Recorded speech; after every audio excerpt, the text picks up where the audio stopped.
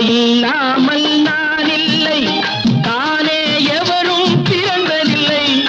எனக்கொரு தாய் இருக்கின்றாள், என்றும் என்னை காக்கின்றாள். தாயில்லாமல் நான் இல்லை, தானே எவரும் பிறந்ததில்லை.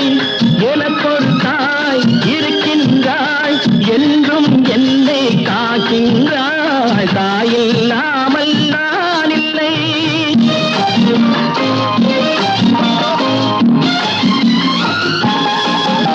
ஜீவநதியாய் வருவாள், என் தாகம் தீர்த்து மகிழ்வாள். ஜீவநதியாய் வருவாள், என்